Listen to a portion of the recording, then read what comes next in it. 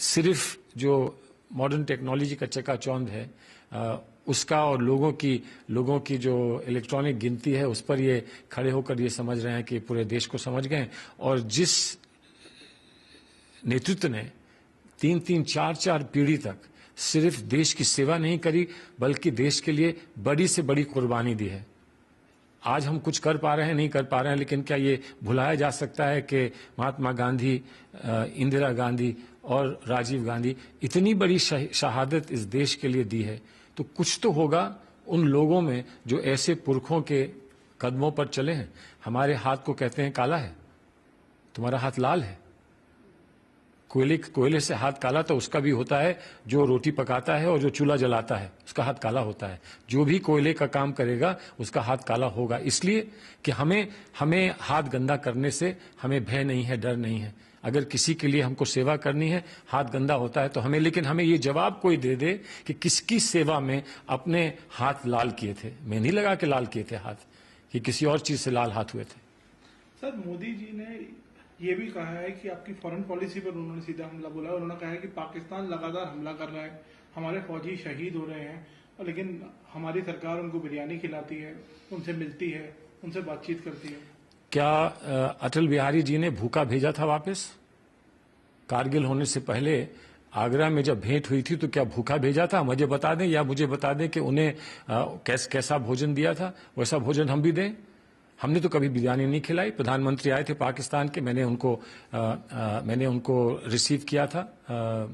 अजमेर जा रहे थे, जयपुर में रिसीव किया था, उन्हें खाना खिलाया था, लेकिन स्वच्छ खाना, वो जो राजस्थानी खाना होता है वो खिलाया था, बिरयानी नहीं खिलाई थी। बिरयानी खाते खाते शायद मोदी जी को ये याद नहीं रहा है कि और भी खाने हैं इस देश में। सर, लेकिन वो फॉरेन पॉलिसी को लेके कह रहे हैं, पाकिस्तान को लेके इंडिया एक जवाब नहीं दे पाया, बार बार हमले हो रहे हैं, उनसे फिर भी बार बार बातचीत की जा रही है, तो कहीं ना कहीं नहीं, कहाँ नहीं बातचीत हो रही है विश्व में? कहाँ विश्व में बात नहीं हो रही? कि हमको तो दुख इस बात का है कि हमको गुजरात से बात करनी पड़ती है ना। इसलिए बात हमको करनी पड़ती है कि वहाँ मोदी नेतृत्व कर रहे हों, लेकिन तब भी गुजरात हमारे देश का एक प्रांत है। और गुजरात में तो ऐसा नहीं कि भारतवर्ष की, हमारी जो भारतीय सरकार की जो नीतियां हैं वो गुजरात में लागू नहीं होती हैं। जो विकास की हमारे जो भी कार्यक्रम है वो क्या गुजरात में लागू नहीं होते हैं? जो धनराशि हम और प्रांतों को देते हैं क्या हम गुजरात को नहीं देते हैं? प्लानिंग कमीशन क्या गुजरात पर नहीं चर्चा करता है? तो हमें भी तो खेद है गुजरात में कैसा नेतृत्व हुआ और कैसा गुजरात में कांड हुए हैं। लेकिन तब भी चर्चा तो होती है। अमेरिका तालिबान से चर्चा कर सकता है, पाकिस्तान अमेरिका के साथ चर्चा कर सकता है, जबकि पाकिस्तान पर अमेरिका ने हमला किया था और इसलिए किया था कि पाकिस्तान ने शायद कहीं पर छुपाकर किसको रखा था? बिन लादेन को रखा था। और जापान की चर्चा, और जापान अमेरिका चीन के विकास में से संबंधित हो सकता है, जबकि जापान और चीन के बीच में कितनी आपस की दूरी भी है। वहीं पर ताइवान और चीन के बीच में आर्थिक संबंध इतने अच्छे हो सकते हैं और बातचीत हो सकती है, जबकि उन आपस में कितनी खटास है। रूस और अमेरिका ने कभी बात करना एक दूसरे से नहीं छोड़ा। तो सब एक दूसरे से बात कर रहे हैं, दुनिया भर दूसरे से बात कर रही है। भारत एक अकेला बात ना करे सिर्फ इसलिए कि मोदी नहीं चाहते हैं कि बात करें।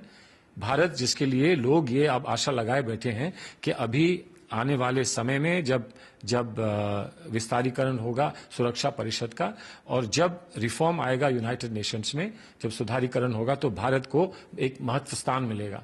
तो वहां पर हम पहले इतनी गैर जिम्मेदारी की बातें करें ताकि हमको वो स्थान ना मिले, और फिर हम ये कहें कि हम क्या करें, मोदी जी ने हमसे ऐसा करा दिया। सर, फूड सिक्योरिटी बिल को लेकर भी उन्होंने काफी लताड़ा सरकार को। उन्होंने कहा ये बिल